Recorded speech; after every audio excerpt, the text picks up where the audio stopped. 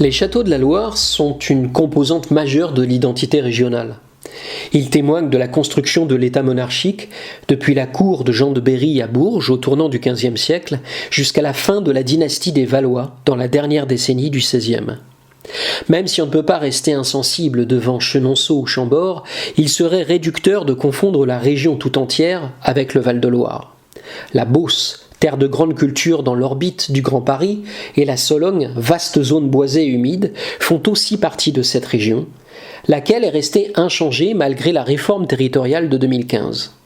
À l'époque, le choix du gouvernement a suscité beaucoup d'interrogations car la région aurait pu être opportunément coupée en deux au profit d'une part des Pays de la Loire et d'autre part de l'Île-de-France dont Chartres est une porte d'entrée.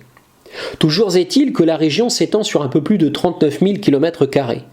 Elle compte 2,6 millions d'habitants, soit 4% de la population française, pour une densité de 66 habitants au kilomètre carré. Le relief est plat, exception faite de quelques collines dans le Sancerrois et le Perche. L'altitude ne dépasse pas 500 mètres. Le climat est tempéré avec des nuances. Les influences océaniques dominent à l'ouest d'Orléans. À l'est, le climat est plus continental. Le territoire régional recouvre 3 anciennes provinces, l'Orléanais, le Berry et la Touraine. Aujourd'hui, la région comprend 6 départements, à savoir l'Eure-et-Loire, le Loir-et-Cher, le Loiret, le Cher, l'Indre et l'Indre-et-Loire. Le plus long fleuve de France, la Loire, draine la majorité des cours d'eau de plaine de la région. Ne la confondez surtout pas dans vos copies avec le Loir, un affluent de la Sarthe, sous-affluent donc de la Loire.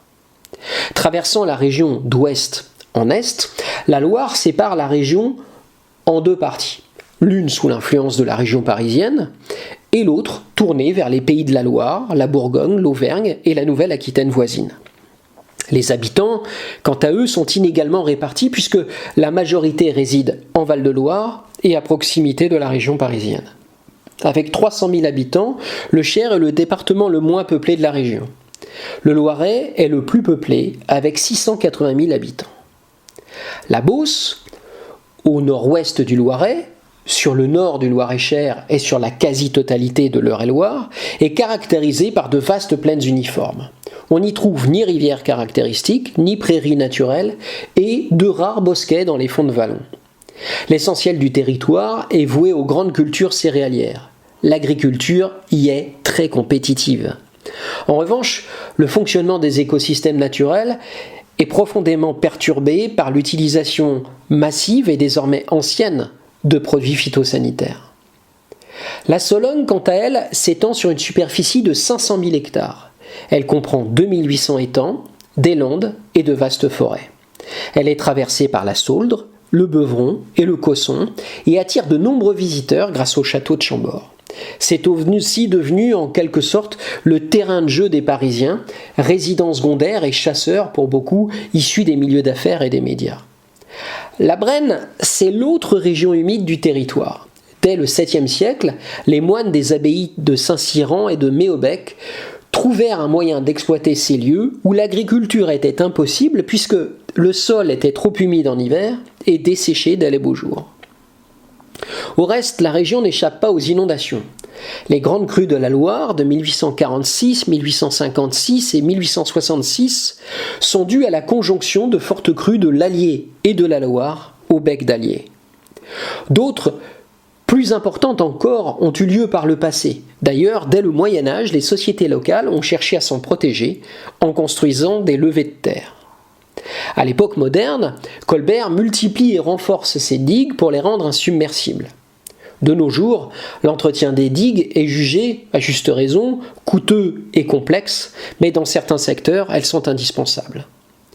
Au nord de la région, des affluents de la Seine causent aussi périodiquement des dégâts. Ce fut le cas à Montargis en juin 2016 en raison des inondations exceptionnelles du Loing. Concernant l'organisation territoriale, le centre Val-de-Loire compte 2 métropoles, à savoir la capitale régionale, Orléans, et le chef-lieu de l'Indre-et-Loire, Tours.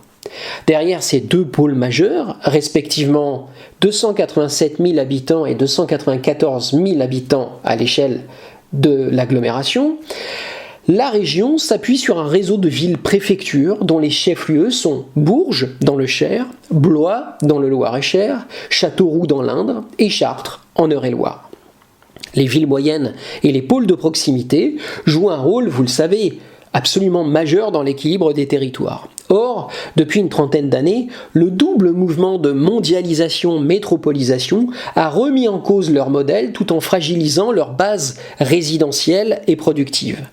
Beaucoup de ces villes connaissent une dégradation de leur centre ancien.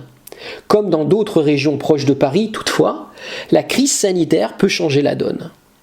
En attendant, Chartres, ville de presque 40 000 habitants, est connue pour son imposante cathédrale Notre-Dame.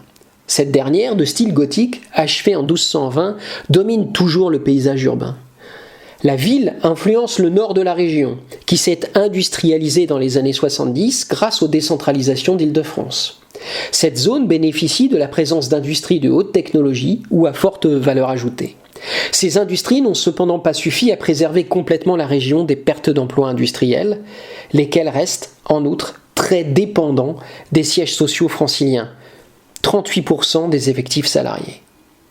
L'axe ligérien est la zone la plus dynamique en termes d'emploi, car elle est fortement tertiaire. On y trouve 3 chefs-lieux de département, dont les 2 plus grandes agglomérations de la région, Orléans et Tours, qui concentrent commerce, universités, grands hôpitaux et services. Située entre le Cher et la Loire, Tours est une ancienne cité gallo-romaine. C'est une ville de 137 000 habitants qui fait office d'entrée des châteaux de la vallée de la Loire. Orléans, 116 000 habitants, voit elle aussi son paysage urbain dominé par la cathédrale. Elle est située sur les rives de la Loire. Jeanne d'Arc a délivré la ville du siège des Anglais en 1429. L'aire urbaine, et plus encore l'agglomération orléanaise, joue un rôle prépondérant dans le fonctionnement du territoire départemental.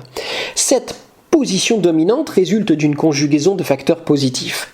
Proximité de la région parisienne, qualité des réseaux de communication, fonction de capitale régionale tenue par Orléans, synergie aussi des acteurs économiques, environnement naturel offert par la Loire, la forêt d'Orléans et la Sologne. Le sud de la région est dominé par Châteauroux et Vierzon. C'est une terre d'agriculture et aussi d'industrie lourde, mais cette industrie a été fortement touchée par les restructurations industrielles depuis les années 80. De façon générale, les entreprises se situent plutôt dans le créneau des PME-PMI et sont réparties sur une grande variété de secteurs. Alors, quel portrait économique peut-on brièvement dresser de cette région ? Commençons par l'agriculture. 58% du territoire régional est agricole avec 2,3 millions d'hectares de surface agricole utilisée. On compte aujourd'hui 25 000 exploitations agricoles, soit une baisse de 24% par rapport à l'an 2000. Le centre Val-de-Loire est la première région pour sa production de céréales et pour les oléagineux. À côté des grandes cultures, la région offre également un large éventail de cultures spécialisées. Par exemple, les vignobles de la Touraine au Sancerrois qui jalonnent les coteaux, les vergers du Cher, de l'Indre-et-Loire et du Loiret qui proposent une large gamme de pommes et de poires. L'horticulture aussi, qui se concentre essentiellement dans le Loiret, et l'activité pépinière qui reste bien placée. Les productions animales sont d'un poids plus faible que les productions végétales, mais elles sont diversifiées avec l'élevage, les productions avicoles, etc. En ce qui concerne le secteur secondaire, la région, dépourvue de matières premières, a été peu touchée par la révolution industrielle. C'est pourtant la deuxième région énergétique française grâce aux 4 centrales nucléaires des bords de Loire et la 5e pour son potentiel industriel global. En fait, c'est entre 1950 et 1975 que la région a connu son grand essor industriel, un peu à rebours en quelque sorte. Cette mutation est surtout imputable à la décentralisation industrielle dont la région a été le premier bénéficiaire. Encore une fois, la proximité de Paris a été déterminante, la position de la région dans l'Hexagone et la grande qualité des réseaux de transport, l'importance des investissements étrangers aussi, américains et japonais, qui illustrent cette force attractive. Les secteurs principalement représentés sont l'industrie agroalimentaire, la plasturgie, la pharmacie, la métallurgie, en majorité avec de la sous-traitance, et le secteur du caoutchouc. La région compte en outre 4 pôles de compétitivité.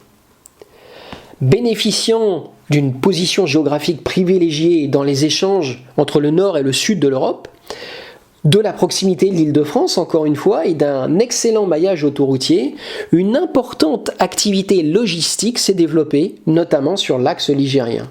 Cet essor traduit bien la tertiarisation de l'économie régionale. Au plan touristique, le centre Val-de-Loire est le berceau du royaume de France, d'où des châteaux parmi les plus renommés. Chambord, le château de François Ier, Chenonceau et ses arches sur le Cher, Cheverny, Villandry et ses jardins remarquables, ou le Clos Lucé, dernière demeure de Léonard de Vinci. Outre le Val-de-Loire, désormais inscrit sur la liste du patrimoine mondial de l'UNESCO, 3 autres biens régionaux ont été inscrits quelques années plus tôt sur cette liste prestigieuse. La cathédrale de Chartres, celle de Bourges et la collégiale Saint-Étienne à Neuvy-Saint-Sépulcre.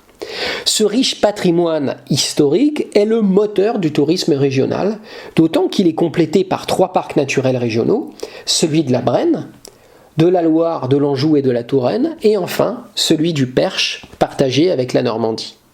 Pour finir, d'importants espaces forestiers, parmi lesquels la forêt d'Orléans, plus grande forêt domaniale de France, et la Sologne, comptent parmi les facteurs d'attractivité régionale.